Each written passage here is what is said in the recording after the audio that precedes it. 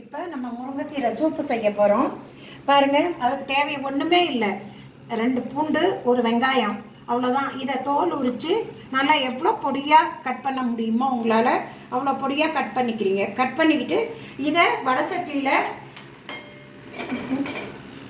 வடசட்டியில் எண்ணெய் விட்டு, ஏன்னா அந்த பச்சை வெங்காயம் பச்சை பூண்டு சாப்பிட முடியாதுங்கிறதுனால சும்மா அதாவது ஒரு 2 ட்ராப்புங்கிற மாதிரி இது நல்லெண்ணெயும் தேங்காய் எண்ணெயும் விடுங்க. தேங்காய் எண்ணெய் விட்டால் உடம்புக்கு ரொம்ப நல்லது. இல்லை நல்லெண்ணெய் விட்டாலும் ஓகே. விட்டு இந்த ஒரு வெங்காயம் தான் போட்டேன், நிறையா போடலை. வெங்காயம் பூண்டு ரெண்டையும் நல்லா வணக்குறீங்க. இந்த வெங்காயம் ப்ரௌனாக ஆன பின்னாடி இதில் கொஞ்சமாக ரொம்ப கம்மியாக பெருங்காயத்தூள், அதே போல் துளி மஞ்சத்தூள், நிறைய போட்டுறாதீங்க. இது சும்மா அதாவது இதெல்லாம் நம்மளோட ஹெல்த்துக்காக போடுறோம், அவ்வளோதான். இதை போட்டுட்டு இப்போ இந்த அளவுக்கு நான் இது 2 கப்பு குடிக்கலாம். 2 பேருக்கான சூப்பு கலவு செஞ்சு காமிக்கிறேன். இதில் 1 டம்ளர் தண்ணியை ஊற்றிடுவீங்க. இந்த பெரிய டம்ளரில் 1 டம்ளர் ஊற்றுனீங்கன்னாக்கா 2 பேர் குடிக்கக்கூடிய அளவு வரும். இதை ஊற்றிட்டு நம்ம ஏற்கனவே முருங்கைக்கீரை பொடி செஞ்சு வச்சுருக்கோம் இல்லையா, அந்த பொடியிலிருந்து இதிலையே பாருங்கள் இப்படி 1 ஸ்பூன் ஃபுல்லாக போடுறேன் நான். இந்த முருங்கைக்கீரை பொடி எப்படி செய்கிறதுங்கிறத என்னோடய வெப்சைட்டில் போய் திருப்ப யூடியூப்பில் பார்க்குறவங்க பார்த்துக்கோங்க.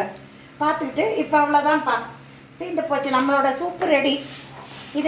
இதுக்கு தேவையான உப்பு போட்டுட்டா,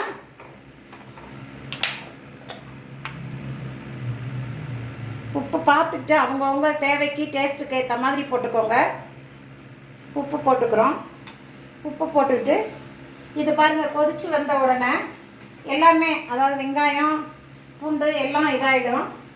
கொதித்து வந்த உடனே ஒரு சின்ன 2 சொட்டு எலுமிச்சம்பழம்,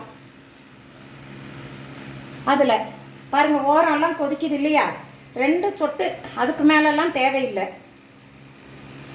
எலுமிச்சம்பழத்தை விட்டுட்டு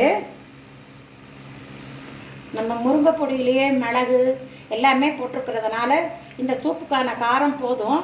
இனி அவ்வளோதான். ஆஃப் பண்ணிவிட்டு இதை எந்த கப்பில் சர்வ் பண்ணுறீங்களோ, கொஞ்சம் சூடு ஆறணுன்னா அவங்கவுங்க குடிக்கிற சூட்டுக்கு தகுந்த மாதிரி இப்போ சர்வ் பண்ணுறதுக்கு ரெடியாகியாச்சு.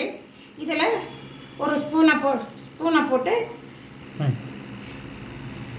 இதில் ஒரு ஸ்பூனை போட்டுட்டிங்கன்னாக்க சூடாக குடிக்கிறவங்க குடிக்க நல்லாயிருக்கும். இதோட முடிஞ்சிடுச்சு. அடுத்த எபிசோடில் வேறு ரெசிபி பார்க்கலாம். வணக்கம்.